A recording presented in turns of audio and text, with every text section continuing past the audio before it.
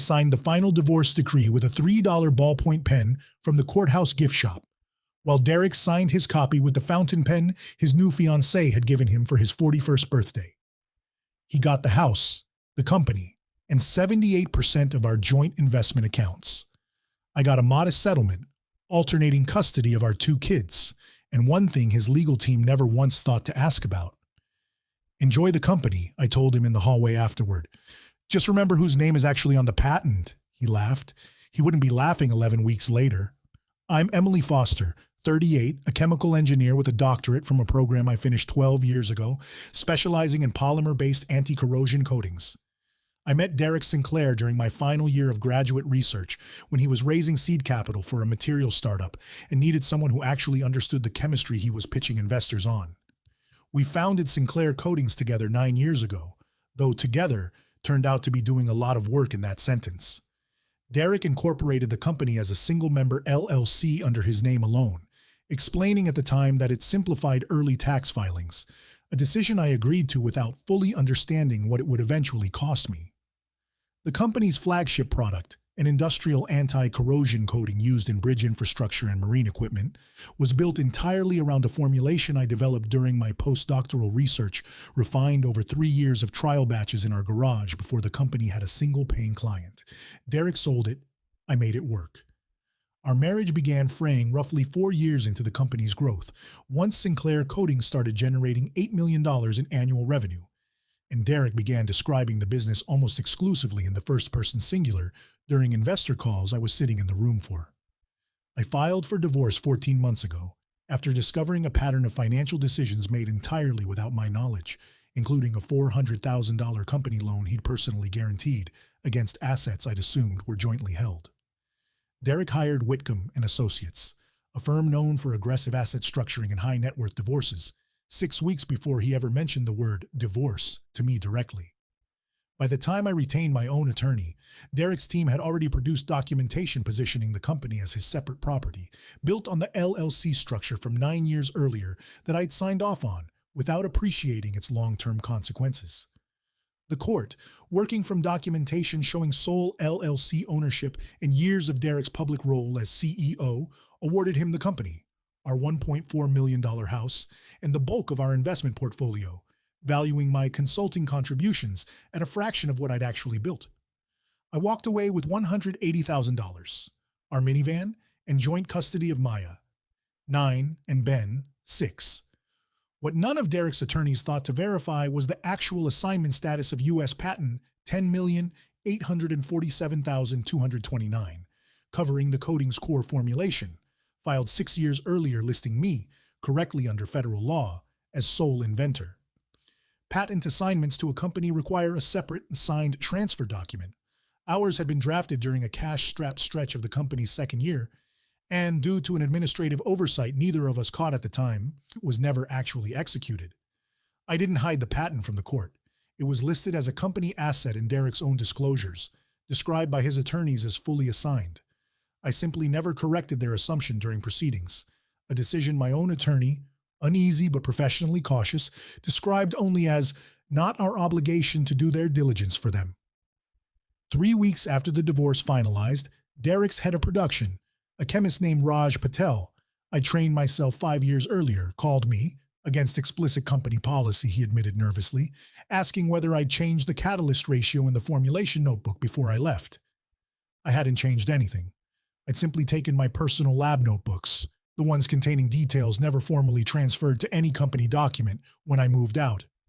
Certain elements of the formulation, specifically the precise temperature stage curing sequence and a minor catalyst substitution I developed informally to reduce production costs, existed only in my own notebooks and memory, a common practice among research chemists protecting proprietary process knowledge even within their own companies.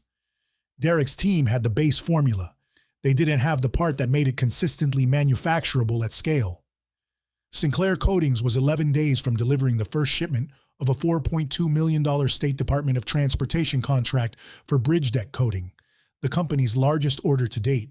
Production batches that week began failing standard salt spray corrosion resistance testing, a critical specification the contract required documented compliance on before delivery.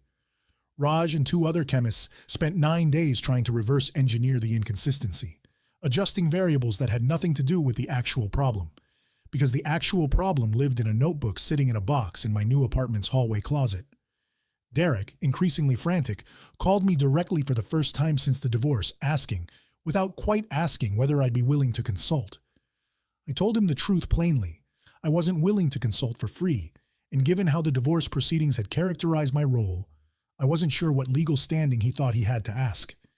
His trembling voice, for the first time in 9 years of knowing him, carried something other than confidence.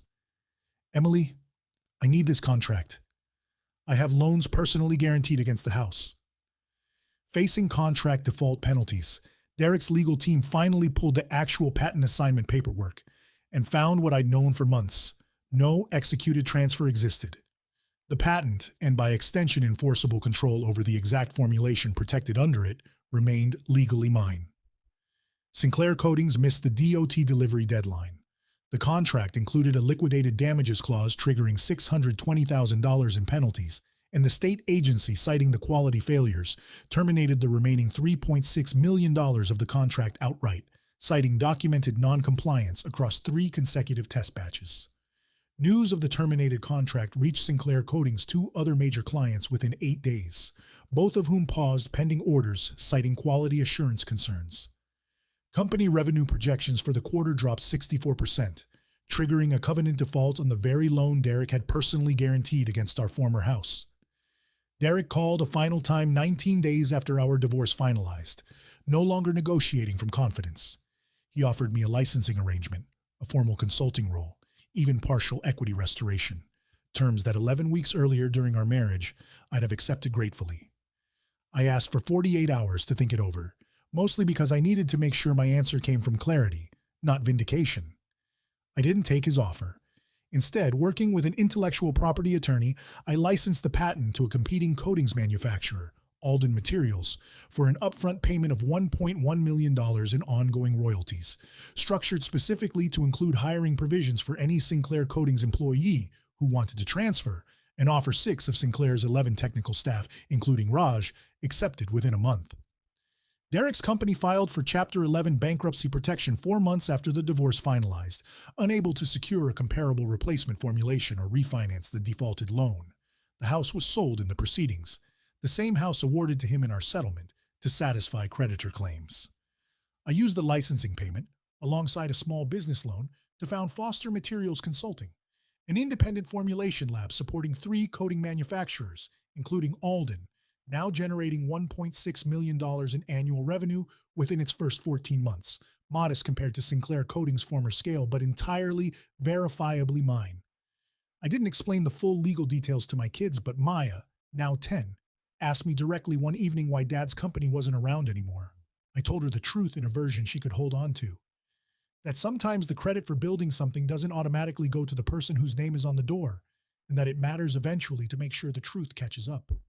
I've since started informally mentoring 3 other women in technical co-founder roles, walking them through the specific paperwork, assignment agreements, inventorship documentation, equity structuring that I never fully understood. Mattered until it was almost too late to matter for me.